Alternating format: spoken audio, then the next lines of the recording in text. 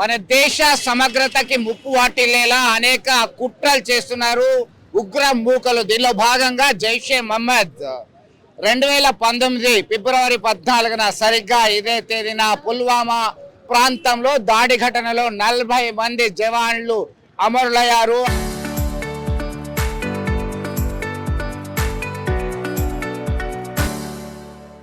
ఆ ఘటనకి సంబంధించి బ్లాక్ డేగా అప్పటి నుంచి చేస్తున్నటువంటి పరిస్థితి మనం గమనించవచ్చు.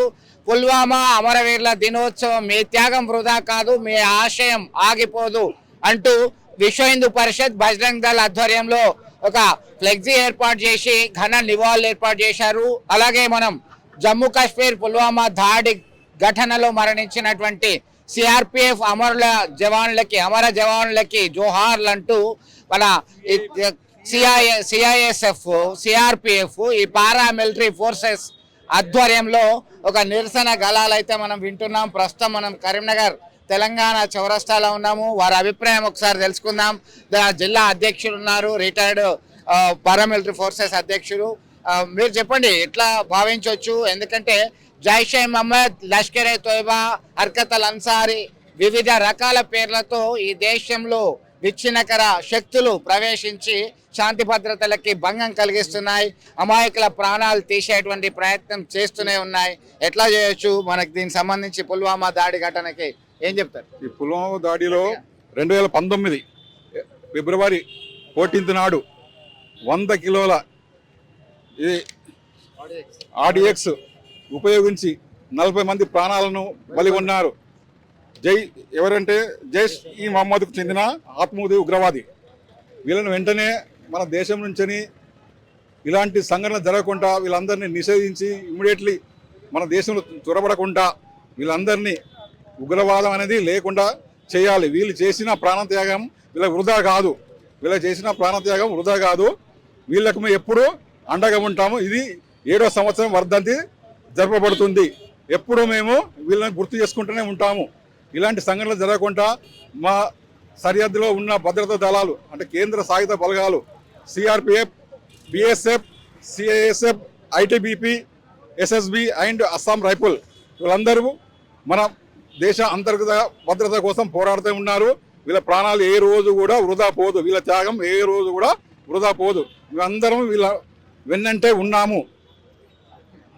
సో ఓ అమరుడా, నీ త్యాగం వృధా కాదు అంటూ నివాళులు అర్పిస్తున్నారు. వాళ్ళకి విశ్వ హిందూ పరిషత్ బజరంగ్ దళ్ నేతలు సైతం ఒక సంఘీభావం ఆర్మీ ఫోర్సెస్ కి తెలుపుతున్నటువంటి పరిస్థితి.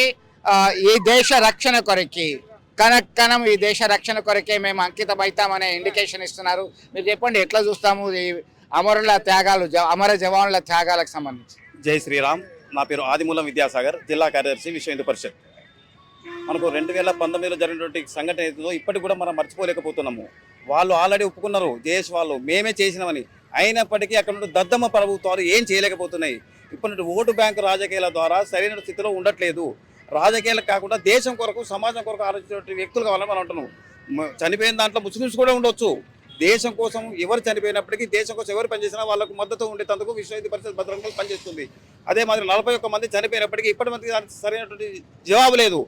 మన నరేంద్ర మోడీ గారు చెప్పినప్పుడు కూడా అక్కడ ఐక్యరాజ్య సమితిలో కూడా దీని గురించి చర్చించారు, దాన్ని ఖండించారు. వాళ్ళు ఖండించడమే కాకుండా దేశం మొత్తంలో కాదు అన్ని రాష్ట్రాలలో కూడా దయచేసి ఇటువంటి కార్యక్రమం జరగకుండా ఉన్నటువంటి ప్రభుత్వాలు, ముఖ్యమంత్రులు దయచేసి ఓటు బ్యాంకు రాజకీయాలు కాకుండా దేశం కొరకు, సమాజం కోసం పనిచేసే వాళ్ళకు సపోర్ట్ చేయండి.